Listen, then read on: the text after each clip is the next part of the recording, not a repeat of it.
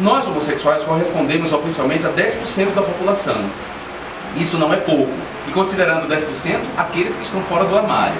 Se a gente considerar os que estão dentro do armário, devido à própria cultura homofóbica, nós somos um número muito maior.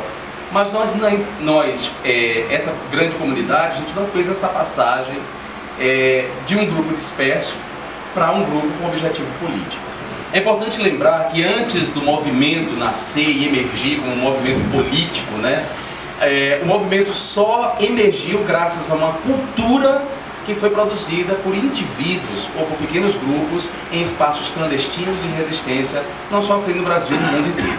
De modo que a cultura LGBT, ela existe, ela tem uma inscrição na topografia da cidade, ela está inscrita na topografia da cidade, nós participamos dela como comunidade, mas somos poucos aqueles que saímos dessa participação dispersa para o engajamento político. Ou seja, os gays estão aí, frequentando os lugares de pegação, os cinemas de pegação, as boates, as saunas, os lugares de circulação que são nossos, são conquistas culturais nossas, mas eles estão usufruindo dessa cultura que foi construída por pessoas que vieram antes de nós. Estamos usufruindo dessa cultura, mas não estamos atentos para os movimentos políticos que ameaçam essa mesma cultura.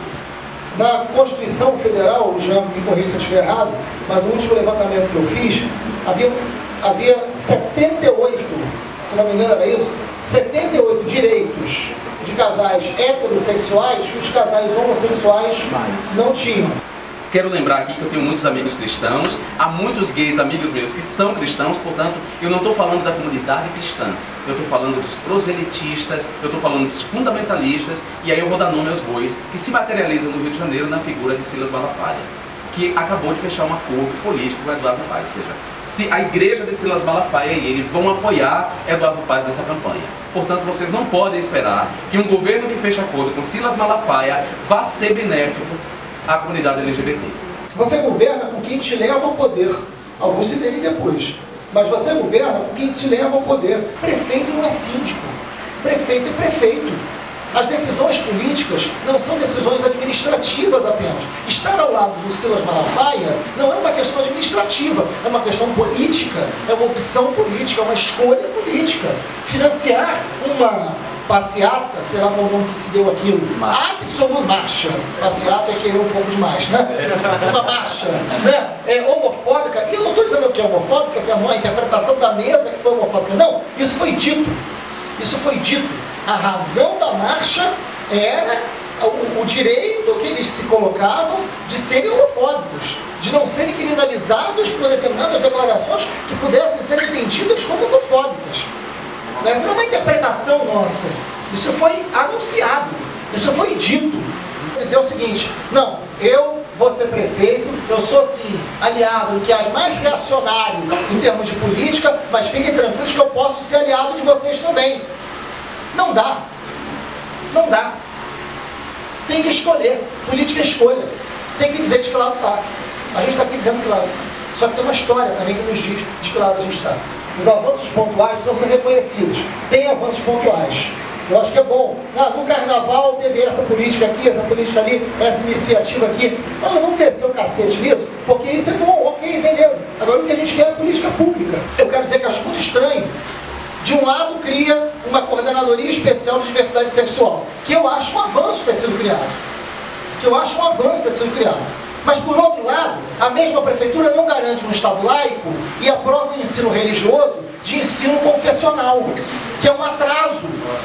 É um atraso para toda a luta LGBT e para toda a luta do Estado laico. Não desconsidero o papel das SERES, que é fundamental. Tem feito um trabalho relevante, sobretudo quando o Carlos Tufson assumiu a coordenadoria. Mas o trabalho do Tufson tem um limite, e o limite se esbarra nos acordos que o prefeito fez com os partidos que sustentam a sua base. Ou seja, Tufson, apesar de toda a boa vontade, apesar de ser homossexual, de ser um cara que eu gosto e respeito, ele está limitado. E o limite vem porque, na hierarquia, o secretário e o prefeito têm compromissos com poderes que são contrários à cidadania LGBT. Até por conta dessa limitação, ela não tem um amplo alcance que uma política pública deve ter. que é de tratar os homossexuais na sua diversidade de classe.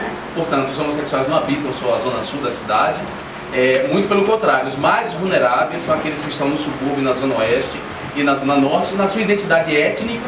Portanto, não só os homossexuais brancos, na sua identidade de gênero, as lésbicas e as lésbicas negras e as lésbicas pobres têm que ser levadas em conta. Então, as políticas públicas têm que avançar no sentido de contemplar os homossexuais na sua diversidade.